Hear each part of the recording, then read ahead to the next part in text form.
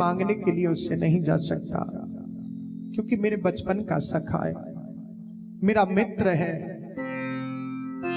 और मैं उससे धन मांगने के लिए जाऊंगा तो वो कहेगा कि इतने दिन में मिलने के लिए आया, लेकिन फिर भी सुख मांगने के लिए, फिर भी धन मांगने के लिए। भगवत प्रेमियों, सुशीला बोली सरकार आप धन मत लाना, मांगना मत, केवल दर्शन भर करने के लिए तो चले जाइए। तो सुदामा जी बोले कैसे जाऊंगा, खाली हाथ तो जा नहीं सकता हूं। सुशीला बोली सरकार आप स्नान ध्यान करिए, मैं अभी आपकी व्यवस्था करती हूं।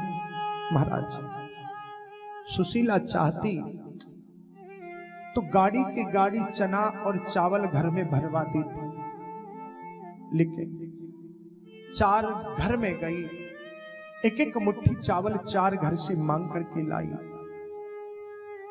उन चावलों को लाकर के एक ऐसे बलिष्ठ कपड़े में बांध दिया जो 20 जगह से फटा हुआ था, पोटली बांध करके सुदामा जी के हाथ में थमा दी।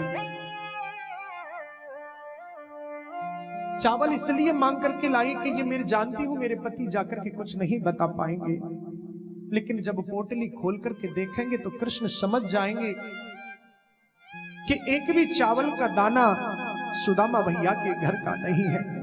उस कपड़े को देख करके समझ जाएंगे कि सुदामा भैया के घर में एक कपड़ा भी साबुत नहीं है। सुदामा जी महाराज उस चावल की पोटली को कांख में दबा करके चल दिए। भगवत प्रेमियों, चलते चलते सुदामा जी महाराज को 3 महीने हो गए। बीच मार्ग में एक विशाल काय नदी पड़ जाती है। सुदामा जी वहां पर खड़े होकर के रोने लगे कि कृष्ण मैं तुझसे धन मांगने के लिए नहीं आ रहा हूं, मैं तो केवल तेरे दर्शन की इच्छा से तेरी द्वारका नगरी में आ रहा था, और देख मेरे बस की बात नहीं है कि मैं इस विशाल काय नदी को पार कर लूं। तेरी 1000 बार गर्ज पड़े ना कन्हैया तो मुंह को यहां से उठा ले। जब ये विचार कर ही रहे थे कि एक केवट नवका लेकर के नदी में आ जाता है और चिल्लाने लगा कि अरे भैया कोई उस पार जाने वाला है क्या? सुदामा जी बोले हाँ भैया हमें जाना है, हम जाएंगे। हाथ पकड़ करके केवट ने सुदामा भैया को नवका में बैठा लिया। आज केवट सुदामा भैया के चेहरे को देख रहा है, दुनिया बदल गई लेकिन मेरे सुदामा भैया नहीं बदले। केवट कोई और नहीं, मेरा कृष्ण ही केवट बनकर के आया है। बार बार पूछते हैं, जब चेहरे की ओर आंखें फाड़ फाड़ करके केवट देख रहा था, सुदामा जी पूछ बैठे कि भैया केवट तू क्यों देख रहे हो हमारी तरफ? बोले मैं इसलिए देख रहा हूं भैया कि चेहरे से तो आप लगते कि आप विद्वान ब्राह्मण हैं, लेकिन कहां जा रहे हैं? बोले कि मैं द्वारकापुरी जा रहा हूं। अच्छा कोई रिश्तेदार नातेदार रहता होगा? बोले नहीं, वे जो द्वारका का राजा है ना, वे हमारे बचपन का सखा है, उससे मिलने के लिए जा रहे हैं।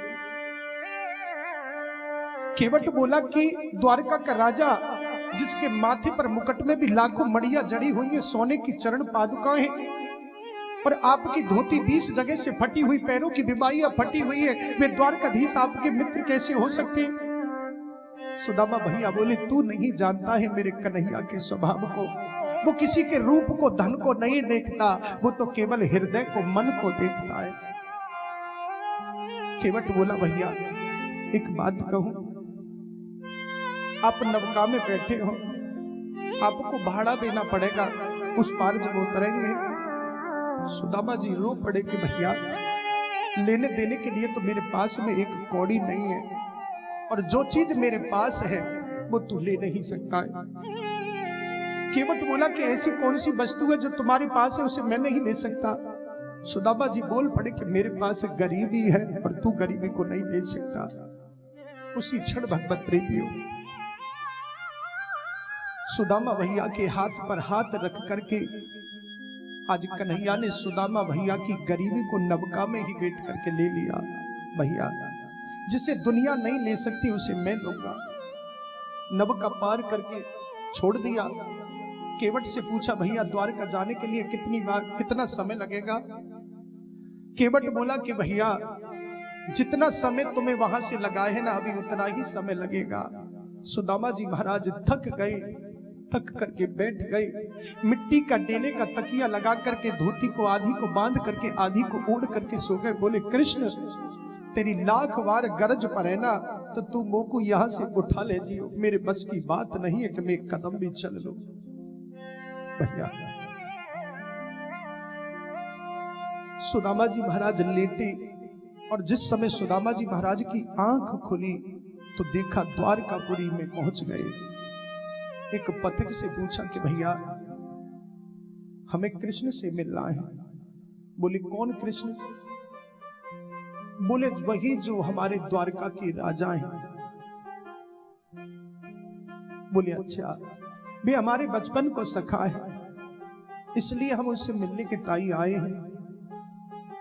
पथिक ने बोला महाराज यहां से सीधे चले जाइए, जो सबसे बड़ा द्वार दिखाई दे रहा है उस पर दीन बंधु द्वार लिखा हुआ है, उसी द्वार में अंदर चले जाना, वहीं आपको सामने द्वारकाधीश बैठे मिलेंगे।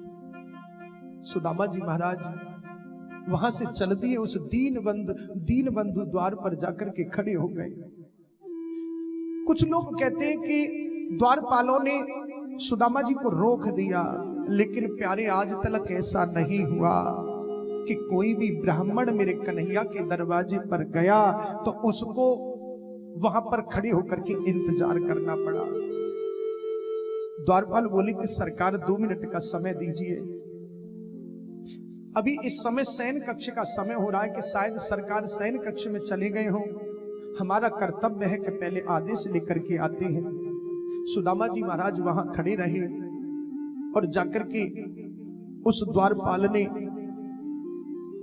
कन्हैया से कहा कि सरकार एक गरीब ब्राह्मण द्वार पर खड़ा है। कन्हैया बोले कौन है भैया? तो बोले कि शीस पगा न झगा तन में प्रभु जाने को अहि बस कोई ग्रामा, धोती फटी सी लटी दुपटी अरु पाव उपा नहीं की नहीं सावा, द्वार खड़ो दुज दुर्बल एक रहो चक सौंप सुधा अभिरामा, और पूछत दीन दयाल को धाम बतावत अपनो नाम सुदामा। जैसे ही द्वारकाधीश ने सुना कि सुदामा दौड़ पड़े, नंगे पैर द्वारका की तपती हुई रेती में भुजा पसार करके सुदामा सुदामा सुदामा, मुकुट कहीं गिर जाता है, बंसी कहीं गुड़ जाती है, चरण पादुका भी पहनना भूल गए कृष्ण। दौड़े दौड़े आए और आकर के सुदामा को हृदय से लगा लिया। जब देखा सुदामा ने लाकर के सुदामा जी महाराज को अपने अंतपुर के सिंहासन पर विराजमान किया, अपनी रानी पटरानियों से बोले कि जाइए जल्दी झरिया में जल लेकर के आओ, आज मेरे बचपन का सखा आया है, ये ब्राह्मण भी है, आज मैं इसके चरणों को धोकर के इसके चरणामृत से अपनी द्वारका को पवित्र करूंगा। आज मेरी द्वारका पवित्र हो गई। भगवत प्रेमियों,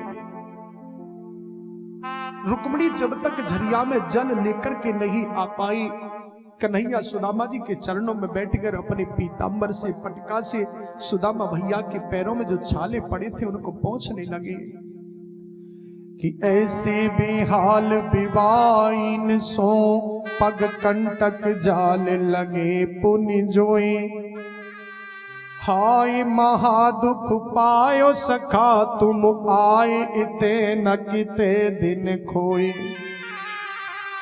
कि देख सुदामा की दीन दशा करुणा करके करुणा निधि रोए, और पानी परात को हाथ छुयो नहीं नैनन के जल सो पग धोए। आज उन भगे फटी विवाहियों को, छालों में फंसे कंकड़ों को देख करके सुदामा रो पड़े रोए सुध कृष्ण इसलिए कि धिक्कार है मेरे ऐसे वैभव पर, मेरा मित्र मेरा सखा इतनी गरीबी में जी रहा है, कितना दुख पा रहा है। सुदामा जी से बोले, सुदामा जब तेरे पे इतना कष्ट था तो तू मिलने क्यों नहीं आया? सुदामा जी बोले, कन्हैया मैं कैसे मिलने के लिए आता? मुझे जब पता चला कि तू द्वारका का राजा है तो मेरे मन में एक भय बैठ गया कि शायद आज मैं मिलने के लिए जाऊंगा और कहूंगा कि मैं कृष्ण का मित्र हूं, कृष्ण का सखा हूं, तो तेरी रानियां बड़े बड़े घर की राजकुमारियां हैं, ये क्या सोचते? बोले कन्हैया, बोले सुदामा भैया तुम मेरे स्वभाव को भूल गए।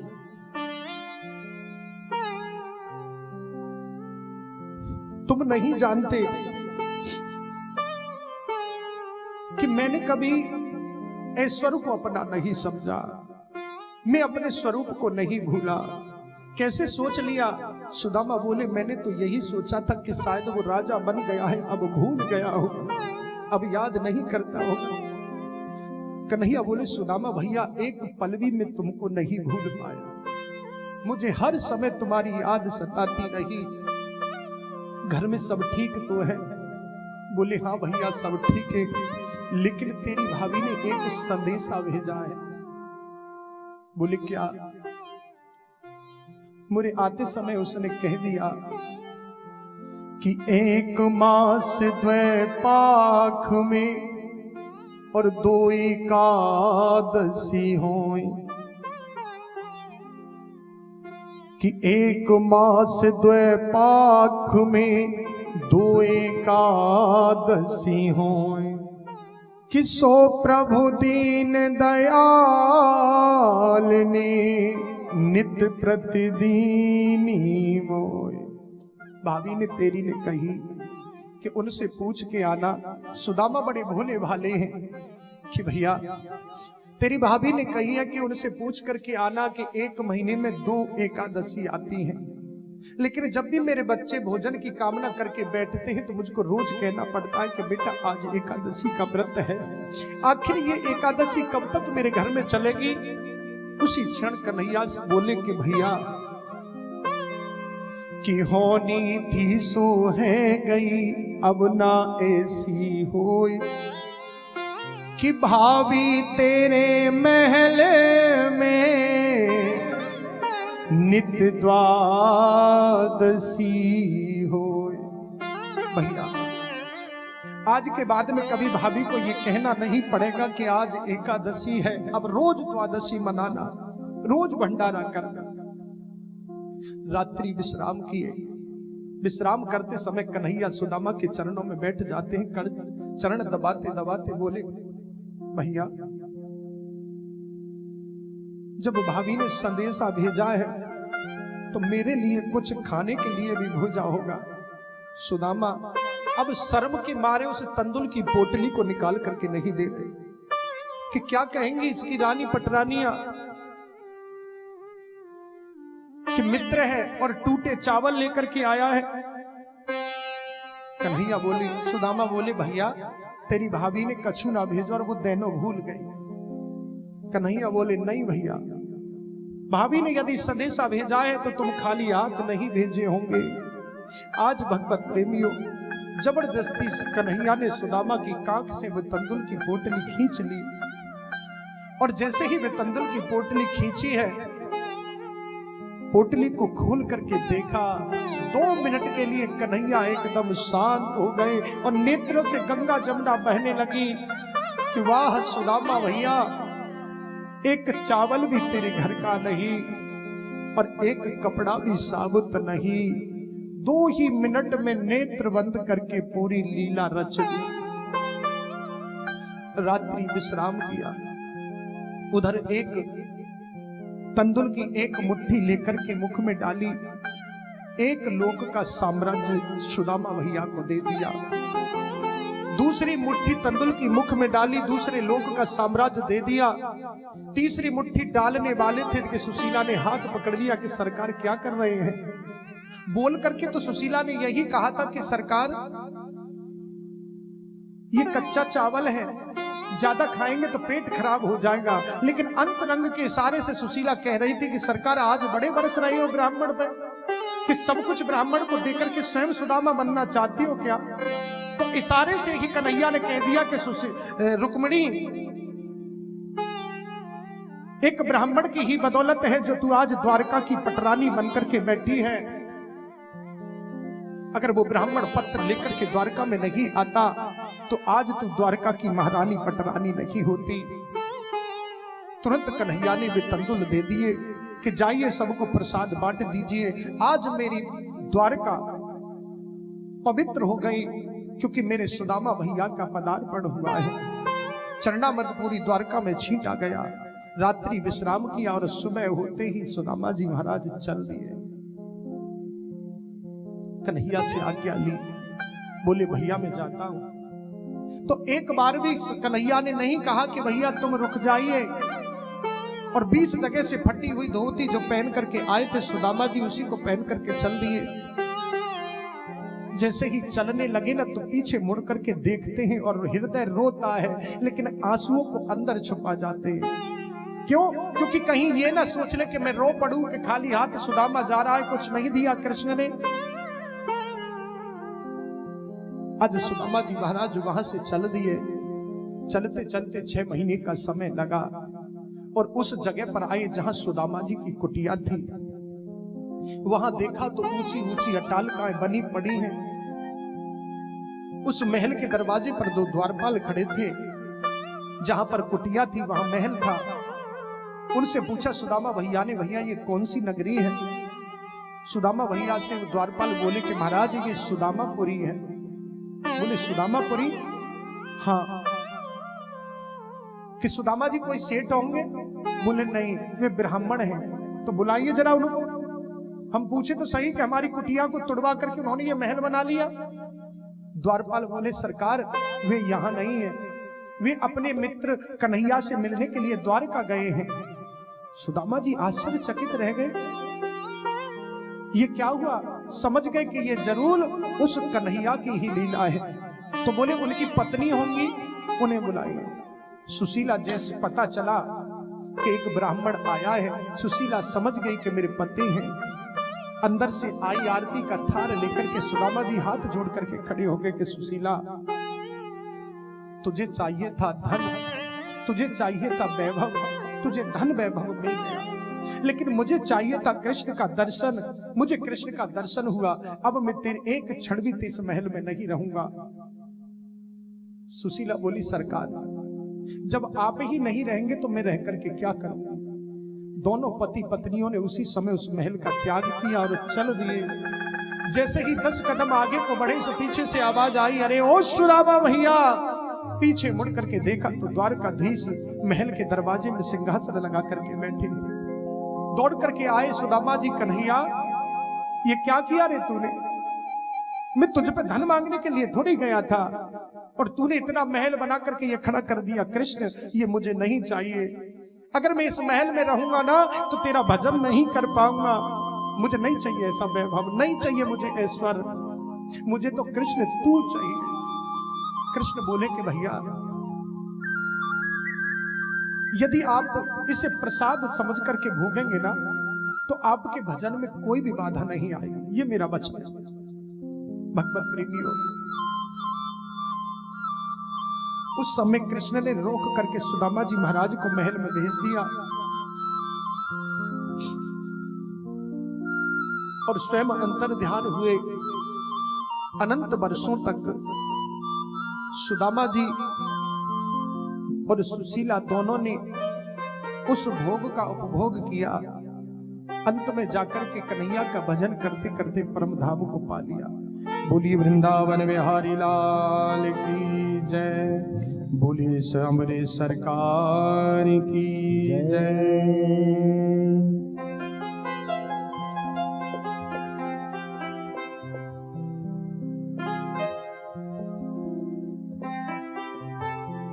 कि जरा चल के वृंदावन तो देखो,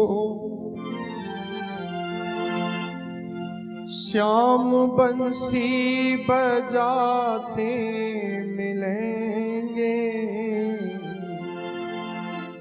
जरा चल के वृंदावन तो देखो। श्याम बंसी बजाते मिलेंगे, जरा चल के वृंदावन में देखो। श्याम बंसी बजाते मिलेंगे, झूला झूलती मिलेंगी राधा प्यारी। झूला झूलती मिलेंगी राधा प्यारी। श्याम झूला झूलाते मिलेंगे, झूला झूलती मिलेंगी राधा प्यारी। ओ श्याम झूला झूलाते मिलेंगे, वहाँ बहती है यमुना की धारा, पाप काटन का है वो किनारा। यहाँ बहती है यमुना की धारा, का है वो तो किनारा। यहाँ बहती है यमुना की धारा, पाप काटन का है वो किनारा। यहाँ बहती है यमुना की धारा, पाप काटन का है वो किनारा। वहाँ रहती है संतों की टोली, वहाँ रहती है संतों की टोली। राधे राधे वो गाते मिलेंगे, जरा चल के वृंदावन में देखो। श्याम बंसी बजाते मिलेंगे, जरा चल के वृंदावन में देखो। वो राधा ललिता विशाखा के संग में, दधी बेचन को आई मधुबन में।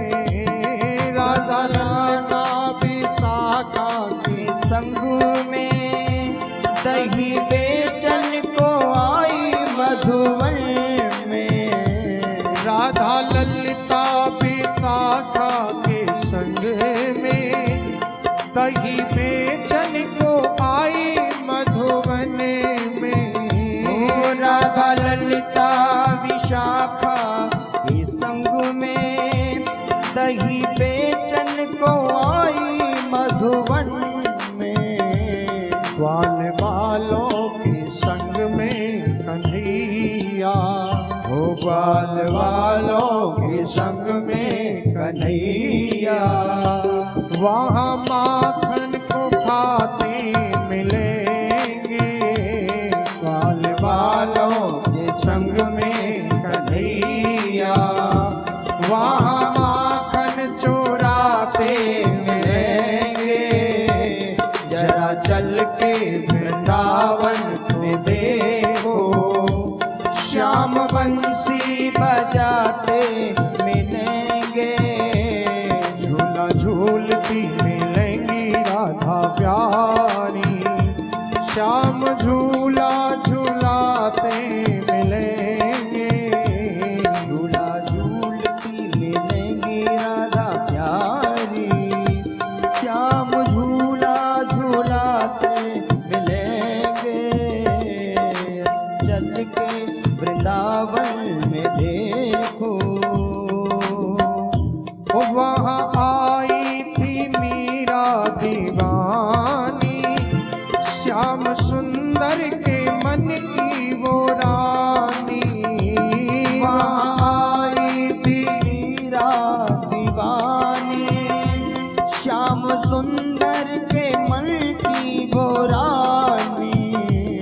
वहाँ आई थी मीरा दीवानी, श्याम सुंदर के मन की वो रानी। वहाँ आई थी मीरा दीवानी,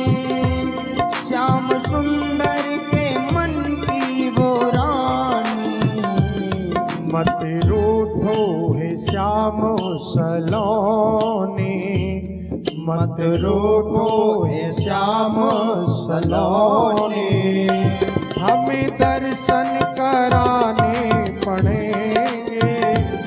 मत रोको ए श्याम सलोने, हमें दर्शन कराने पड़ेंगे। मत रूठो है श्याम सलोने, हमें दर्शन कराने पड़ेंगे। मत रूठो ए श्याम सलोने, हमें दर्शन कराने पड़ेंगे। जरा चल के वृंदावन तो देखो, श्याम बंसी बजाते मिलेंगे। जरा झूलती मिलेंगी राधा प्यारी, श्याम झूला झूलाते मिलेंगे। झूला झूलती मिलेंगी राधा प्यारी, श्याम झूला झूलाते मिलेंगे। बोलिए श्री वृंदावन बिहारी लाल की जय। बोलिए श्यामरे सरकार की जय। बाबा श्री सुखदेव जी महाराज कहते हैं कि परीक्षित, एकादश स्कंद को मुक्ति स्कंद कहा जाता है। यदि एकादश स्कंद को हम लोग भली भांति से सुने और इसका बारंबार चिंतन करें तो महाराज जीवन मुक्ति का लाभ मिलता है। इसमें ज्ञान प्रधान है तथा जीवन का वो तत्व बतलाया गया है कि भगवान द्वारकाधीश ने जब देखा कि मैं आया था पृथ्वी का भार दूर करने के लिए, लेकिन मुझे लगता है कि मेरा वंश ही मेरे जाने के बाद में पृथ्वी का भार बन जाएगा, तो क्यों ना अपने वंश के विनाश का बीज बो दिया जाए कि जिससे इस वंश का विनाश हो। भगवान को आसक्ति किसी में नहीं है। देखिए कृष्ण जितने दिन ब्रज में रहे कभी अपने उस वास्तविक स्वरूप की विस्मृति नहीं हुई, कभी नहीं भूले। कृष्ण द्वारका में रहे 16,108 रानी पटरानियों के साथ में, कभी उन्हें अपने वास्तविक स्वरूप की विस्मृति नहीं हुई।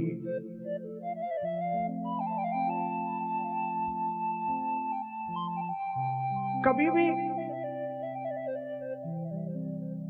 जिन कन्हैया को कभी दुख नहीं हुआ, दुख हुआ तो केवल अपने भक्तों का, किसी परिवार को छोड़ने का नहीं। भगवत प्रेमियों,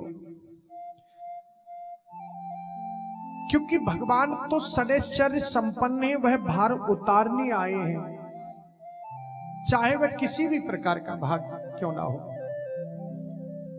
भगवान की आसक्ति कहीं नहीं है, भगवान तो असंग हैं। तो भगवान का संकल्प हुआ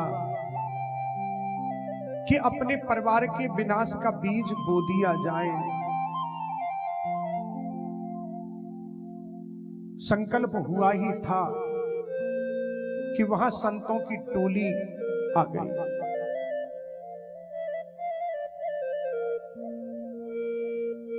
चतुर्मास करने के लिए वहां संत पधारे। कन्हैया ने एक वन में महात्माओं का सुंदर प्रबंध कर दिया गया। महात्माओं ने अपने आसन जमा दिए। अब भगवान तो बड़े भाव के साथ उनके दर्शन करते हैं, उनकी कुशल क्षेम पूछते हैं। भगवत प्रेमियों, परंतु बालकों ने एक दिन एकत्रित होकर के आपस में चर्चा की कि ये बाबा लोग पड़े पड़े खाते रहते हैं, इन्हें कुछ आता जाता भी है या नहीं? चलो आज इनकी परीक्षा लेकर के देखनी चाहिए। सुना जाता है कि ये महात्मा बड़े विद्वान होते हैं। तो बालकों ने क्या किया, इकट्ठे होकर के महात्माओं के पास चल पड़े और योजना बनाई कि जाम्बती पुत्र जो था साम बड़ा ही सुंदर है, सबने मिलकर के उसे साड़ी पहना दी और उसे इस तरीके से सजाया जैसे कि एक गर्भवती महिला हो। और महात्माओं के पास आगे आगे करके ले गए। महाराज नमो नारायण, महाराज ये हमारी भाभी है, जरा देख करके बताइए कि इसके अब की बार बेटा होगा या बेटी होगी। अब महात्मा बहुत देर बेचारे ध्यान लगा करके देखे, अब कुछ हो तो बता मैं। जब कोई नहीं बता पाता है तो बच्चे उसकी हंसी उड़ाने लगे, परिहास करने लगे संतों का।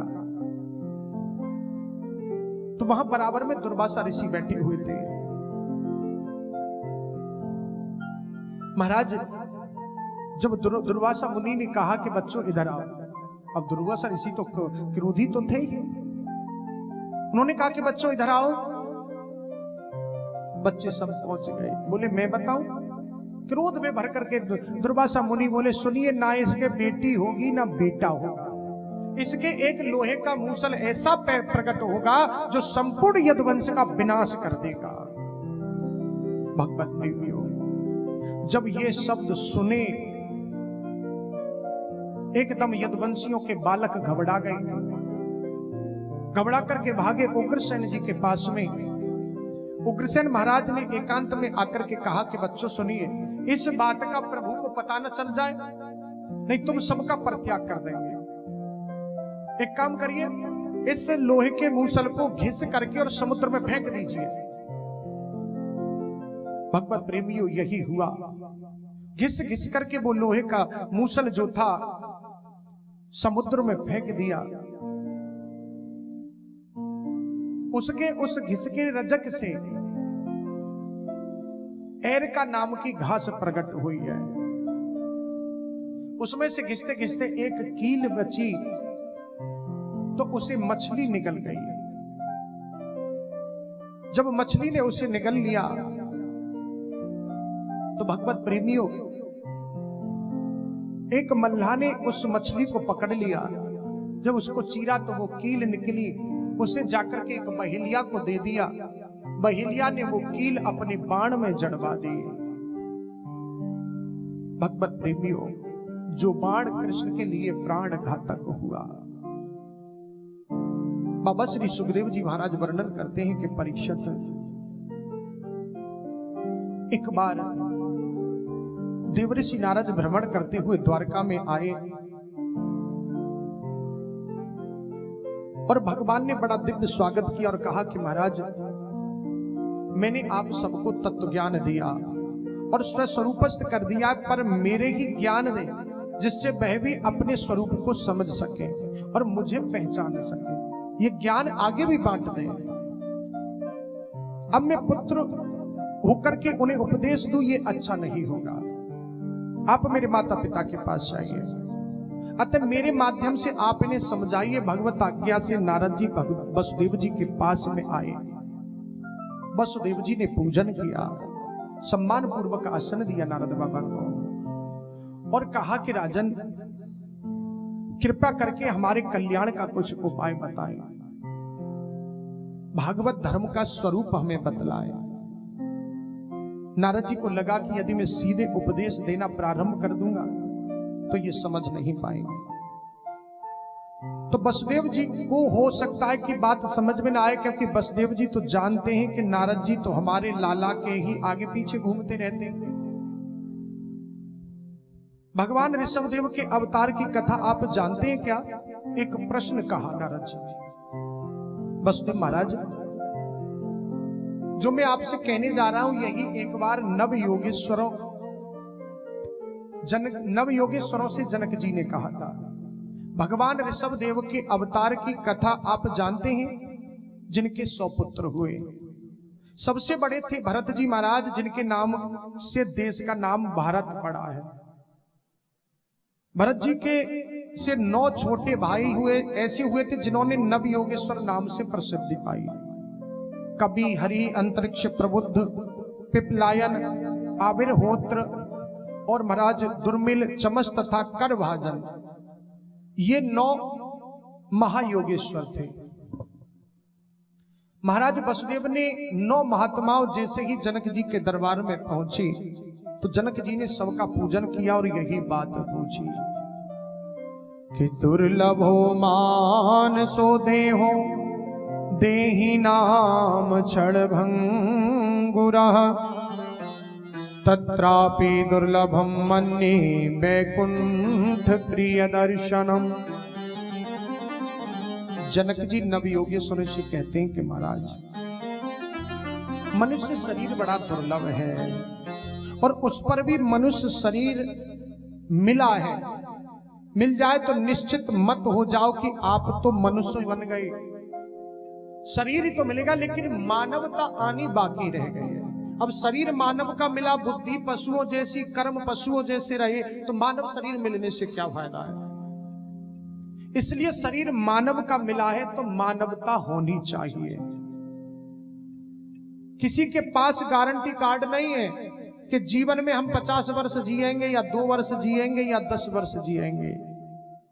आगे चलकर के हम फुर्सत से सोच लेंगे। एक क्षण का महाराज पता नहीं है कि अब पलक झपक गया, आगे वाला पलक झपकेगा कि नहीं। सांस निकल गया, दूसरी सांस लौट करके आएगी कि नहीं। बोलिए श्री संत भगवान की जय।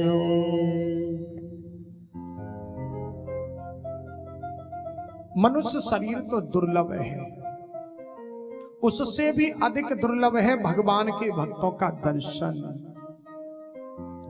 भगवान वैकुंठाधिपति नारायण के प्रिय अनुरागी रसिक संत भक्तों का दर्शन और भी अत्यंत दुर्लभ है। कि मानव शरीर पा लिया, मनुष्य शरीर में भी दुर्लभ भगवत भक्तों का दर्शन है। अतः अत्यंत क्षेमम प्रच्छामो भवतो नधा। जीव, अतः जीव के दुख की निवृत्ति कैसे हो, जीव का सच्चा कल्याण कैसे हो।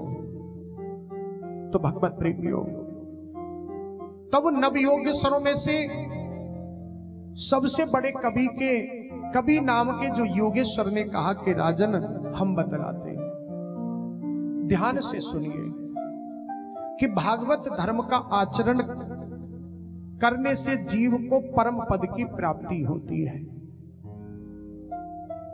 और महाराज उसका वास्तविक कल्याण होता है।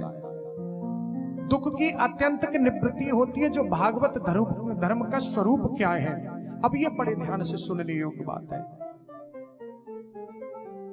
कि भागवत धर्म का स्वरूप क्या है। कि देखो, मैं जन्म मरण से के भवरोग से, भवरोग किसे कहते हैं कि जन्मना और मृत्यु होना, जन्म लेना और मृत्यु होना, ये सबसे बड़ा भवरोग है। इसी को कहते हैं भवरोग। कि भवरोग के भयंकर भय से मुक्त होने के लिए सबसे सुंदर सरलतम साधन है कि भगवान के चरण कमलों की उपासना। क्या साधन है? कि भगवान के चरण कमलों की उपासना। अन्य देवताओं के रिएक्शन का डर है,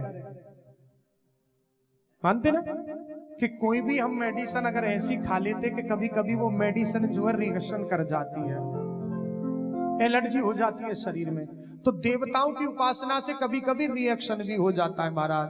क्योंकि मंत्र यदि उल्टा पढ़ दिया या कोई भी अंशवार की गलती हो गई तो उसका प्रभाव जो है उल्टा हो जाए। छोटी सी भी कमी रही तो कर तो रहे थे भले के लिए, लेकिन हो गया बुरा। लेकिन भगवान का भजन जो है, चाहे जान करके नाम लीजिए, अनजाने में लीजिए, कोई भी स्थिति हो, कोई भी परिस्थिति हो, कैसा भी कुछ भी हो, भगवान का नाम और चिंतन हमेशा हृदय में रहना चाहिए। मुख में नाम और हृदय में चिंतन उसका हमेशा रहना चाहिए। क्योंकि कहते हैं कि चर्चा से चिंतन, चिंतन से आसक्ति और आसक्ति से प्राप्ति। कि जिसकी हम लोग चर्चा करेंगे उसका चिंतन होगा। अब संसार की चर्चा करोगे तो चिंतन संसार का ही होगा। महाराज विचार करने वाली बात है कि कभी कभी क्या होता है कि शाम में जो हम लोग चर्चा करते हैं ना, रात्रि में स्वप्न में हमें वही दिखाई देता है। मैं उस दिन भी बोला था कि यदि दिन को बनाना हो तो सुबह को बना लीजिए। अब लोग कहते हैं कि ब्रह्म को देखना है। अब जिसने ब्रह्म मुहूर्त उठ करके नहीं देखा तो वो ब्रह्म को क्या देखेगा, क्या पहचानेगा? पहले ब्रह्म मुहूर्त को देखो महाराज, तब ब्रह्म देखने को मिलेगा। अगर सुबह का ब्रह्म मुहूर्त जो संभल गया तो पूरा दिन संभल गया, ये समझ लिया। और जिसकी शाम संभल गई उसकी रात बन गई। अंत बना सो सब बना। अब मान के चलिए हम लोग संसार की चर्चा करते हैं तो स्वप्न में भी संसारी दिखाई देता है, और यदि चर्चा भगवान की करके सोए तो अवश्य दिखाई देगा महाराज। अरे मध्यम नहीं है तो लेकिन साधारण दर्शन तो हो ही जाएगा। एक बात विचार करना, हम लोग जिस समय मां के गर्भ से आए या मां के गर्भ में जिस समय थे तो हम जानते थे किसी को कि कौन हमारी मां है, कौन पिता है, कौन बहन है, कौन भाई है, क्या है? लेकिन आज हम लोग इतने आसक्त हो गए। एक बात बताना, ईमानदारी से बोलना, झूठ मत बोलना कोई भी। कितने लोगों ने अपने माता पिता, बेटा बेटी, पति पत्नी में आसक्त होने के लिए माला का जाप किया है? क्यों? आखिर कोई तो कारण होगा कि जिनका जप नहीं किया, जिनका ध्यान नहीं किया, लेकिन फिर भी आसक्त हो गए, और जिसके लिए दिन रात जप कर रहे हैं उसमें आसक्त नहीं हो पा रहे। क्यों? परिवार में तो बिना माला जपे आसक्त हो रही, और भगवान के लिए माला जपनी पड़ेगी आसक्त होने के लिए। वाह क्या लीला है! विचार करने वाली बात है, क्योंकि संसार को अपना मान लिए हैं, हम आसक्त हो गए उसमें। पत्नी को अपना मान लिए, पति को अपना मान लिए, बेटी को अपना मान लिए, बेटा को अपना मान लिए, संसार को अपना मान लिए, इसलिए हम उसमें आसक्त हो गए। लेकिन जिस दिन महाराज संसार को अपना ना मान करके कन्हैया को अपना मानेंगे ना, तो माला जपने की भी जरूरत न पड़ेगी, आसक्ति अपने आप हो जाएगी। उसको अपना मानना है, जानना भी है, मानना भी है, समझना भी है, और क्रियात्मक स्वरूप में लाना भी है। हरि व्यापक सर्वत्र समाना, प्रेम ते प्रकट हुई में जाना। जहां प्रेम प्रबल हो जाएगा वो वहीं से प्रकट होकर के सामने आ जाएगा। तो उसमें आसक्ति, उसकी चर्चा, चर्चा से चिंतन, और चिंतन से आसक्ति। तो ज्यादा से ज्यादा हम लोग चर्चा यदि उसकी करेंगे तो न यज्ञ करने की जरूरत है, न तप करने की जरूरत है, मात्र केवल बैठे बेले जीव हिलाने की जरूरत है। अब इसमें तो कोई कष्ट नहीं है, बैठे बैठे जीव हिलाओ। हरे कृष्णा कृष्णा कृष्णा हरे हरे, हरे राम राम राम हरे हरे, हरे कृष्णा कृष्णा कृष्णा हरे हरे, हरे राम राम राम हरे हरे, हरे कृष्णा कृष्णा कृष्णा हरे हरे, हरे राम राम राम हरे हरे। अन्य युगों में यज्ञ करने की जरूरत पड़ती थी, तप करने की जरूरत पड़ती थी, लेकिन कलयुग में ना यज्ञ करने की जरूरत न तप करने की जरूरत। कलयुग में तो केवल कि कलयुग केवल हरि गुण गावत नर वैभव था। श्री राम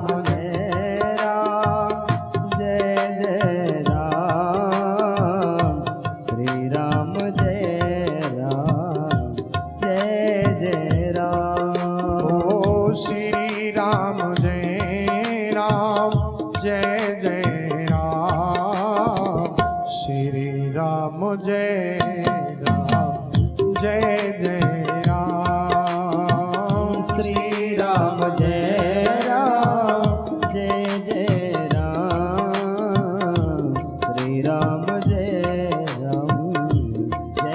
जय राम।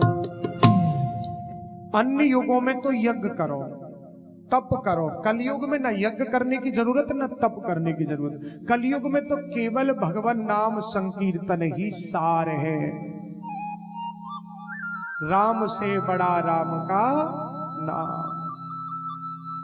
भगवान भी जिस नाम की महिमा को नहीं जान पाए, जिनका नाम था महाराज, इसलिए जितना ज्यादा से ज्यादा हो भगवान नाम चर्चा, भगवान नाम चिंतन हृदय में होना चाहिए।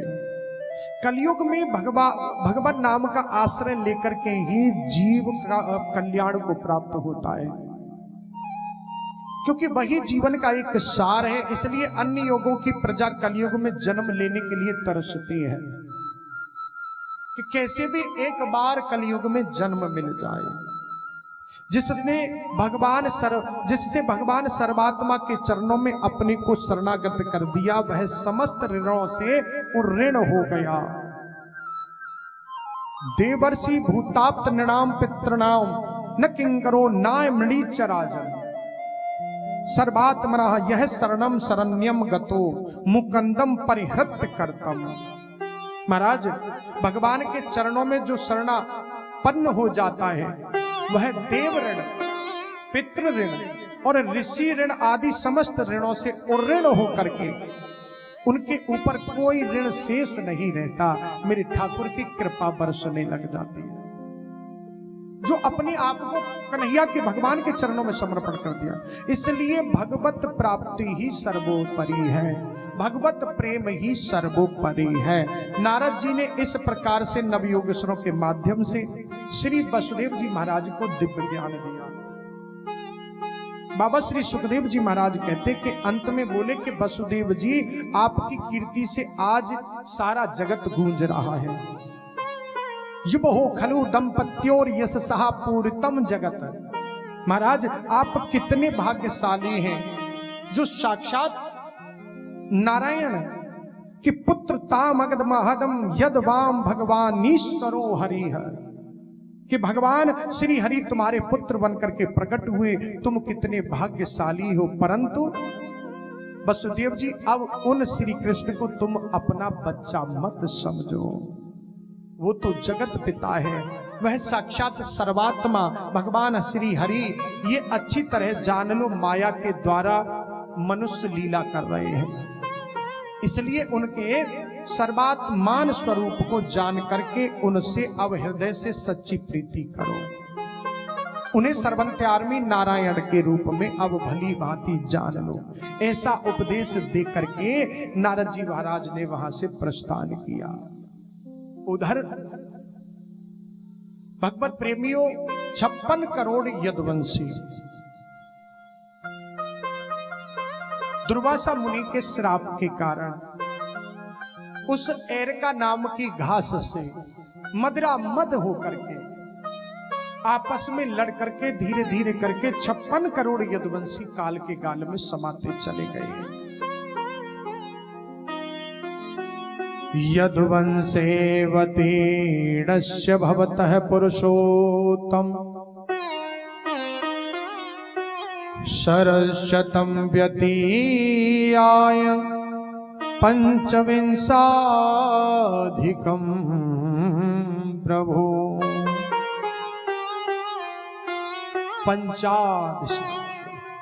125 वर्ष की आयु भगवान 125 वर्ष की आयु भर इस धरा धाम पर रहे। अब भगवान के 125 वर्ष पूर्ण होने वाले हैं। भगवत प्रेमियों, जब उद्धव जी को पता लगा कि कृष्ण जाने की तैयारी में है, तो एकांत पाकर के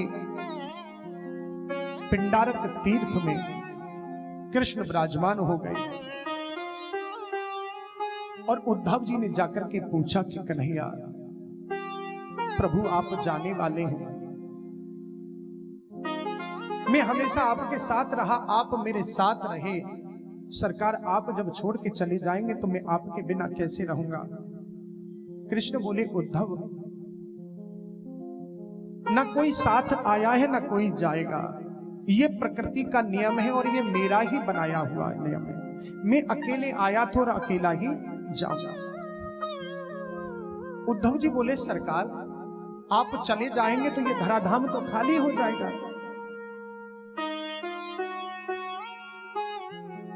तो बोले जब अर्जुन को मोह हुआ तो आपने गीता का उपदेश देकर के उसके मोह को दूर कर दिया। इस समय थोड़ी सी मेरे शंका हो रही है कि ज्ञान किसे कहते हैं, वैराग्य किसे कहते हैं, त्याग किसे कहते हैं, ये मुझे समझा दीजिए। बोले महाराज वास्तविकता के बोध को ज्ञान कहा जाता है। वास्तविकता मतलब मैं कौन हूं, मेरे अंदर कौन है, मैं किस लिए आया हूं, ये जान लेना ही ज्ञान है। पुस्तक पढ़ के सुनाना ये ज्ञान नहीं है, इसे कला कहा जाता है। क्या कहते हैं? कला कहा जाता है कि भागवत जी की पुस्तक को पढ़ करके, भागवत जी को पढ़ करके जो किसी को सुना दिया जाए तो ये ज्ञान नहीं, इसको कला कहा जाता है कि ये कला है।